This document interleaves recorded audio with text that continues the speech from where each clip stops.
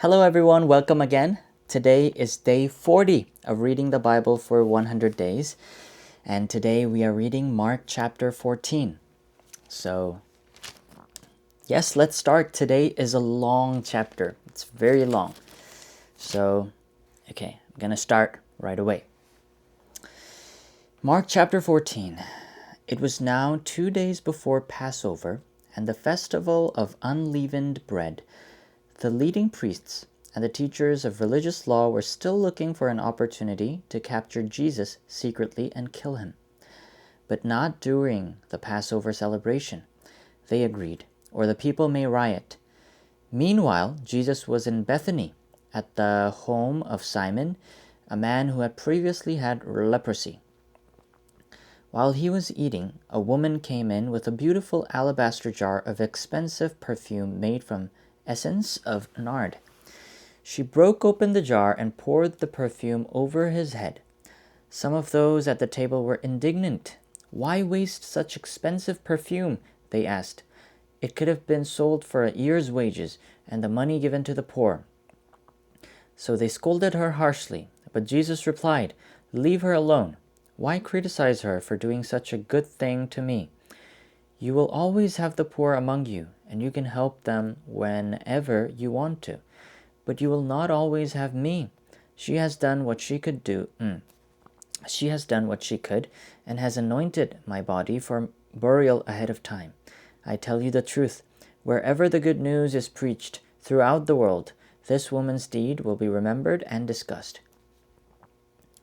Then Judas Iscariot, one of the 12 disciples, went to the leading priests to arrange to betray Jesus to them. They were delighted when they heard why he had come, and they promised to give him money. So he began looking for an opportunity to betray Jesus. On the first day of the festival of unleavened bread, when the Passover lamb is sacrificed, Jesus' disciples asked him, "Where do you want us to go to prepare the Passover meal for you?" So Jesus sent 2 of them into Jerusalem with these instructions: "As you go into the city, a man carrying a pitcher of water will meet you. Follow him.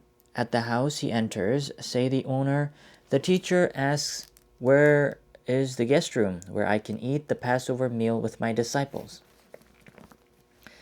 He will take you upstairs to a large room that is already set up. That is where you should prepare our meal." So the 2 disciples went into the city and found everything just as Jesus had said, and they prepared the Passover meal there. In the evening, Jesus arrived with the 12. As they were at the table eating, Jesus said, "I tell you the truth, one of you eating with me here will betray me." Greatly distressed, each one asked in turn, "Am I the one?" He replied, "It is one of you 12 who is eating from this bowl with me. For the Son of Man must die, as the Scriptures declared long ago. But how terrible it will be for the one who betrays me. It would be far better for that man if he had never been born." As they were eating, Jesus took some bread and blessed it. Then he broke it in pieces and gave it to the disciples, saying, "Take it, for this is my body." And he took a cup of wine and gave thanks to God for it.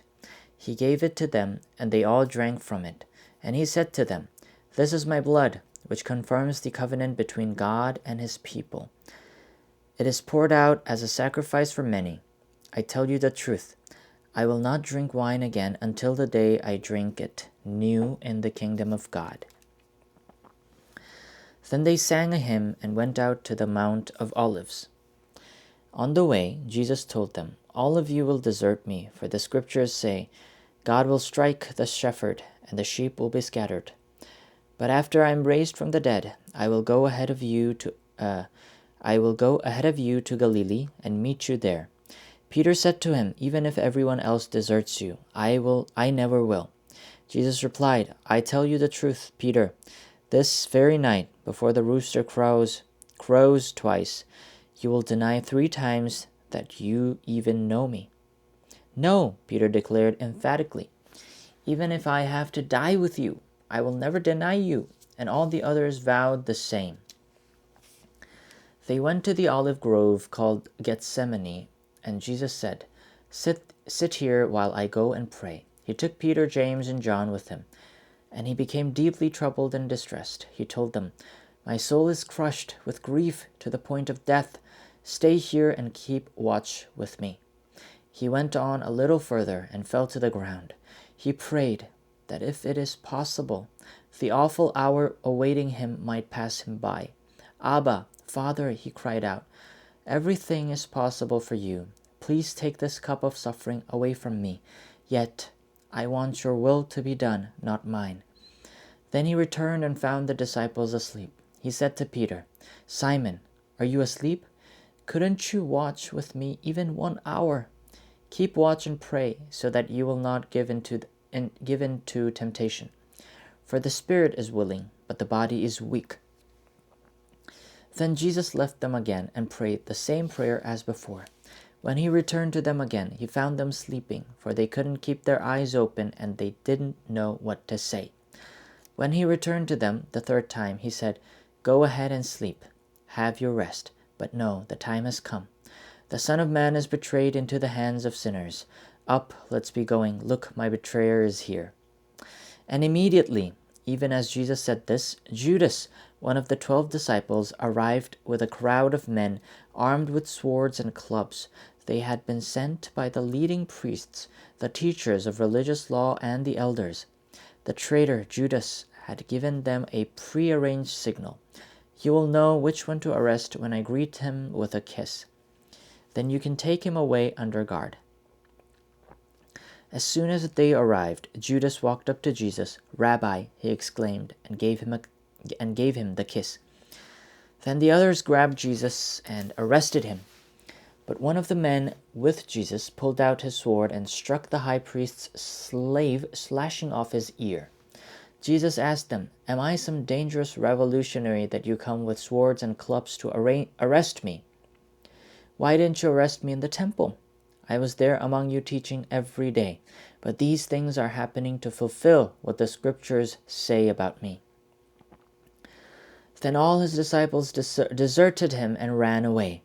One young man following behind was clothed only in a long linen shirt.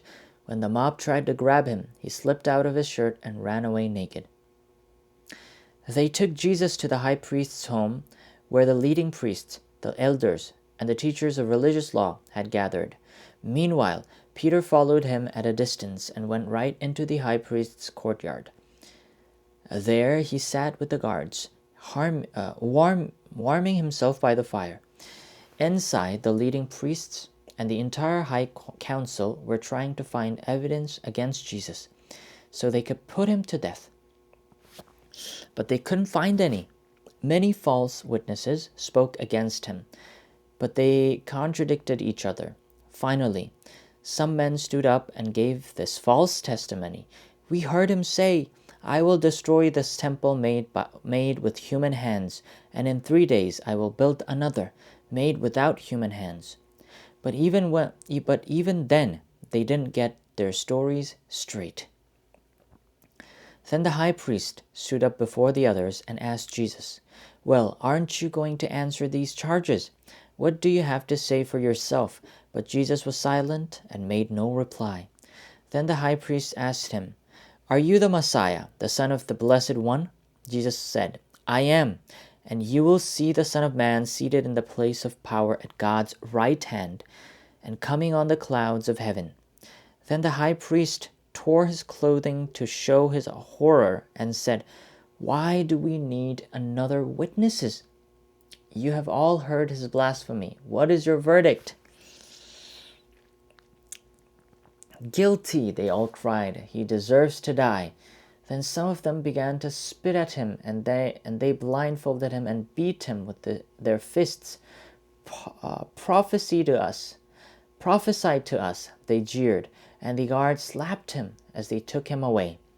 Meanwhile, Peter was in the courtyard below. One of the servant girls who worked for the high priest came by and noticed Peter warming himself at the fire. She looked at him closely and said, You were one of those with Jesus of Nazareth."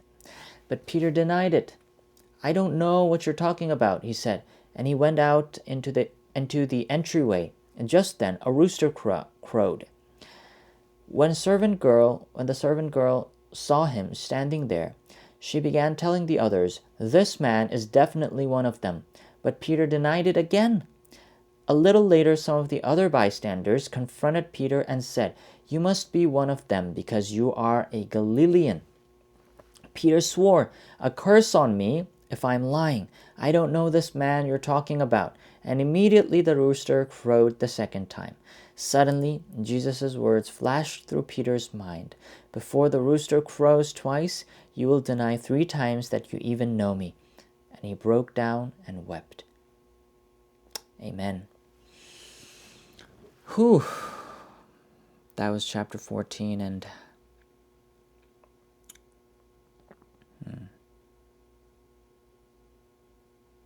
Jesus. Mark 15 and then 16. 16 is the last chapter of Mark. All right. Okay. Thank you guys again for joining in today.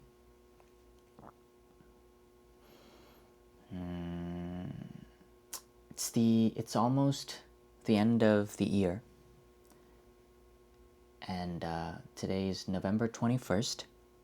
We've got a little more than a month left, but I wish you all the very best. I wish you all that you wrap up your year nicely and then start the new year fresh and joyful and thankful than ever before.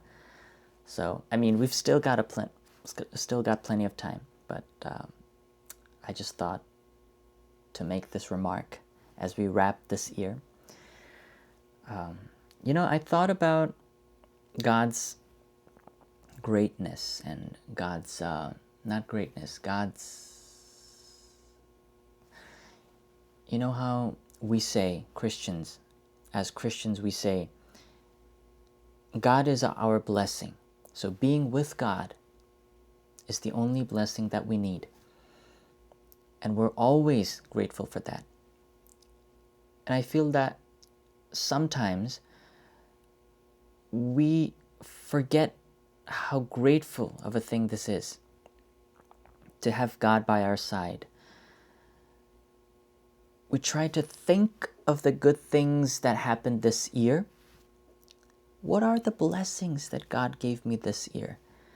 And I find myself missing the point that it shouldn't be like me trying to find out the blessings, because we are already blessed by His presence, because we're saved. So I'm very grateful for my life, whatever is happening in my life, and the fact that I've been saved and I'm with God. So I wish you all the blessing of God for you who's watching and joining in. God bless you, and thank you again. I will see you next week. Have a great weekend. Thank you. Bye-bye.